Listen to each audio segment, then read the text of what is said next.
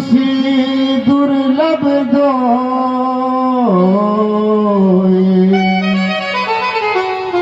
सुतदारा और लक्ष्मी तो पापी के भी होए।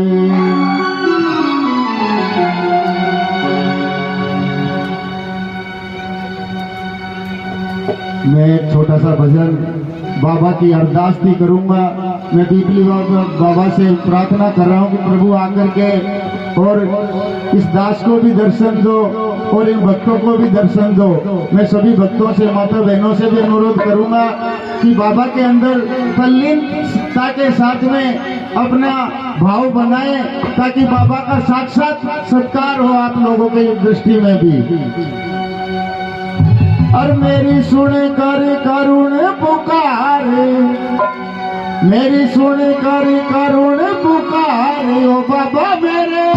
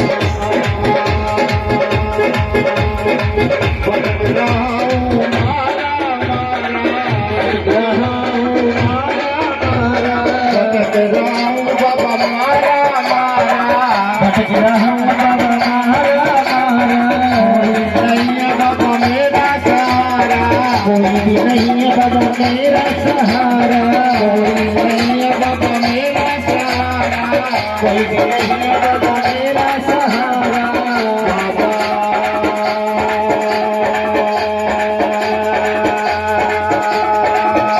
पीपले वाले बाबा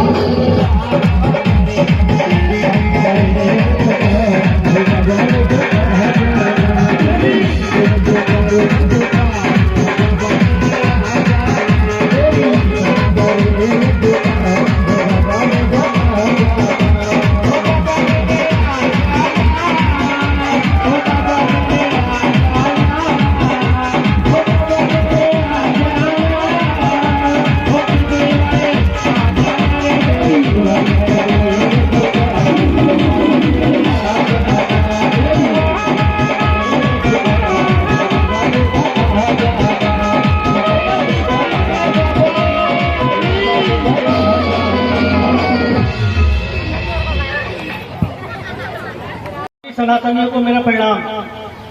जैसा कि हमारे गांव में 9 दिन की मेरे पास नेताजी निमंत्रण देने पहुंचे, उनके साथी पहुंचे और आज मुझे सौभाग्य प्राप्त हुआ यहाँ पीपली वाले मंदिर जी के आने का। तो ये इस गांव की खूबसूरती है, इस गांव की गंगा जमुनी तहजीब है कि कोई भी धार्मिक प्रोग्राम, धार्मिक आयोजन हो और उसमें हमें जाना चाहिए और देखना चाहिए, सभी धर्मों को जानना चाहिए। आपको मैं बताना चाहता हूं संक्षिप्त में कि हमारे जो व्यास की गद्दी में विराजमान है महाराज जी ने आपको रामकथा के बारे में बताया होगा, तो थोड़ा सा संक्षिप्त में मैं भी आपको बता दूं। मुझे ज्यादा तो नॉलेज नहीं है, लेकिन राम का जो जन्म हुआ वो कैसे हुआ तो मैं आपको बताना चाहता हूं कि अयोध्या नगरी के राजा दशरथ की 3 रानियां थी, कौशल्या, सुमित्रा और कीकि। और लंका, दूसरी ओर लंका राज्य में एक अधर्मी राजा था रावण। तो रावण का तो दुनिया पे और उसके राक्षसों का जो तांडव था वो बढ़ता ही गया। इस चीज को देखकर जो दुनिया में और लोक देवता थे ऊपर बैठे हुए वो चिंतित थे।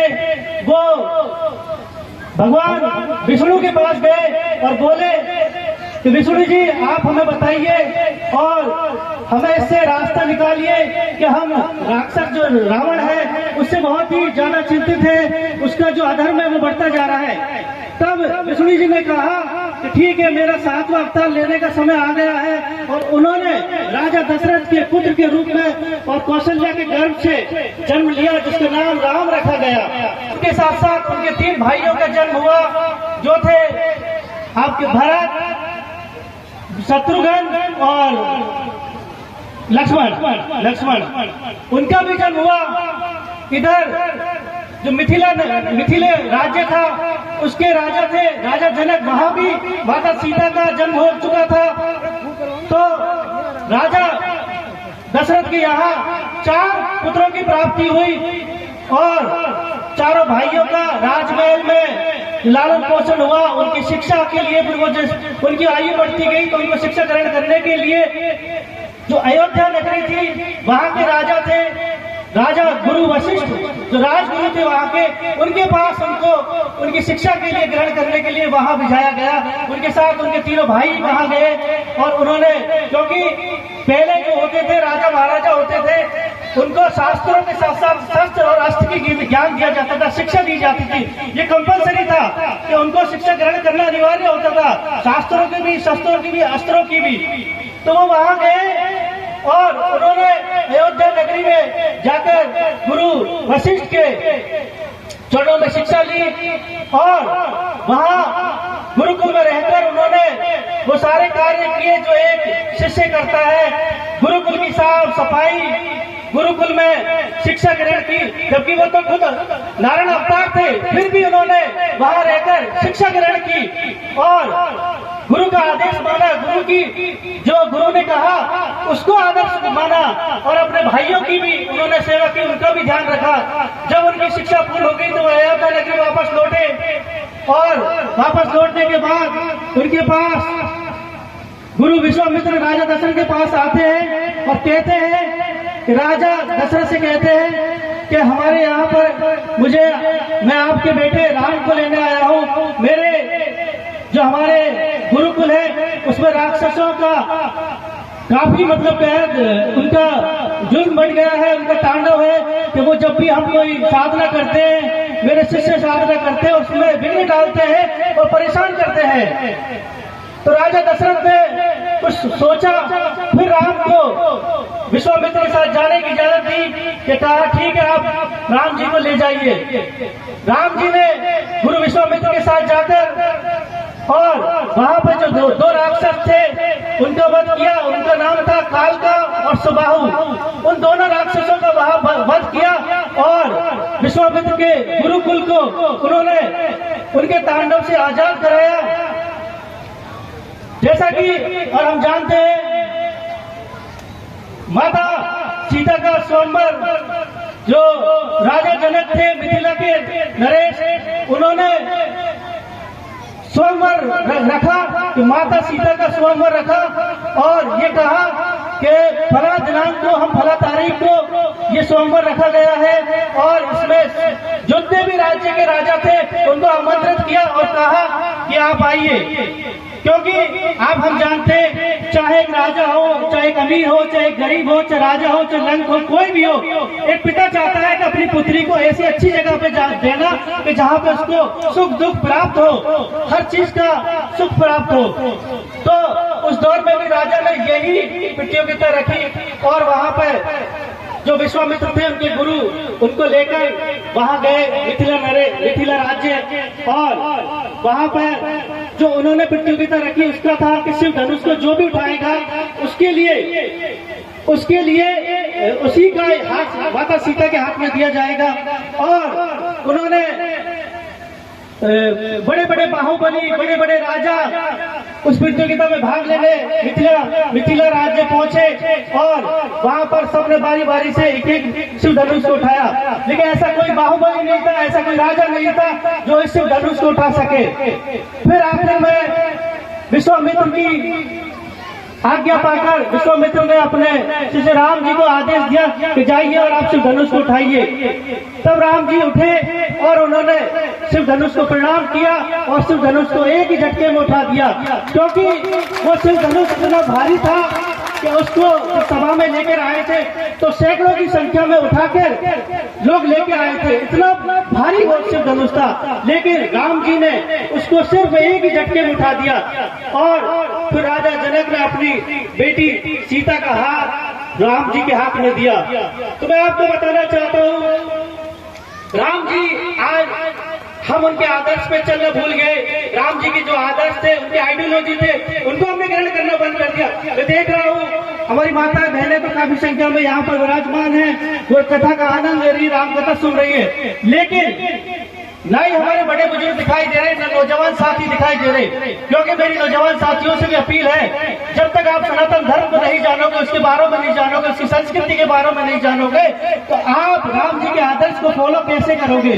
तो आपको राम जी के आदर्श फॉलो करने हैं तो आप आइए, सीखिए। जो हमारे महाराज जी व्यास की पीठ पे बैठे हैं धरती पे, वो आपको बताएंगे कि राम जी के आदर्श क्या थे। अरे राम जी तो वो थे जो राम जी के नाम लेने से तो पत्थर भी तैर जाते थे, और आप लोग हो कि आप घर में बैठे हो, आप इस पंडाल में विराजमान नहीं हो, पंडाल में इतनी अच्छी राम कथा चल रही है, आप उसका आनंद नहीं ले रहे हो। तो मेरा सभी से निवेदन है कि जब भी कोई ऐसे धार्मिक आयोजन हो, उसमें बढ़ चढ़ के हिस्सा लें, चाहे वो आर्थिक रूप से भी हिस्सा लें, शारीरिक रूप से भी हिस्सा लें।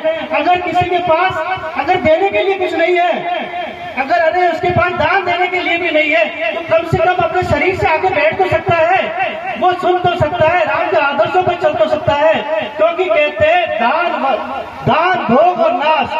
अगर किसी के पास ज्यादा है, किसी के पास अधिक है, धन है, वो दान करे, और अगर वो दान भी न कर सके, तो कितनी अच्छी बात कही गई, अगर वो दान भी न कर सके तो खुद भोगे, खुद अपने ऊपर भोगे, और खुद के ऊपर भी नहीं भोगेगा तो वो नाश का कारण बनेगा, क्योंकि संपत्ति ही विपत्ति का कारण बनती है। तो इसलिए ज्यादा से ज्यादा ऐसे आयोजन में भागीदारी निभाएं, दान पेटिका में दान दें, क्योंकि ऐसे आयोजन सभी जन सहभागिता से आयोजित किए जाते हैं, किसी एक या दो या चार के ऊपर ये थोपे नहीं जाते, क्योंकि हम जानते हैं कई खर्चे होते हैं। हमारी जो राष्ट्रीय बापू मुरारी जी है, उनकी संगीत मंडली आई है, और भी कई होते हैं, पांडाल है, कई चीजें होती है। तो मैं आपको बता दूं, तो राम जी के मैं कहना चाहता था, राम जी के जो आदर्श है उनको अपनाइए। क्यों? राम जी वो थे, तो फिर राम जी को मैं बता रहा था आपको, तो राम जी को फिर माता सीता को लेकर जो अयोध्या वापस लौटे, तो वहां पर जो राजा दशरथ थे, उन्होंने अपने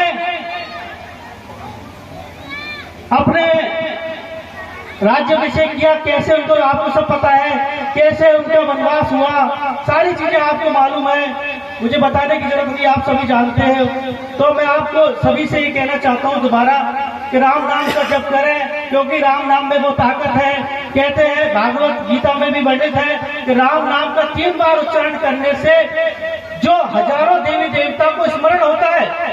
खुद भगवान शिव अपनी आराधना में राम जी का उच्चारण करते थे, वो कहते थे कि राम जी का 3 बार उच्चारण करने से, हजारों स्मरण करने से हजारों देवी देवताओं को फल की प्राप्ति की आनंद होती है, इस तरीके से फल प्राप्त होता है। तो आप सभी से मेरा निवेदन है, नौजवान साथियों से निवेदन है, सनातन संस्कृति को समझें और उसको फॉलो करें, राम जी की आइडियोलॉजी को फॉलो करें। राम जी राम वैसे ही नहीं बने। अगर राम जी अयोध्या नगरी में रहते तो राजा दशरथ के पुत्र बन के रह जाते। वो जंगल जंगल भटके, उन्होंने घर त्याग किया, बलिदान किया, राज्य का तो त्याग किया। आज हमें कुर्सी को, एक मेंबर की कुर्सी नहीं छोड़ता, उसने इतने बड़े राज्य का जो राज्य छोड़ा, उसकी कुर्सी छोटी, तो तब जाके राम जी राम बने, मर्यादा पुरुषोत्तम बने और सियावर रामचंद्र कहलाए, उनके कर्मों से कहलाए। और मैं इसी बात को कहकर अपनी वाणी को विराम देता हूँ और मेरी ओर से मैं 11,000 रुपये भेंट प्रस्तुत करता हूँ। धन्यवाद। जय हिंद, जय भारत। हमारे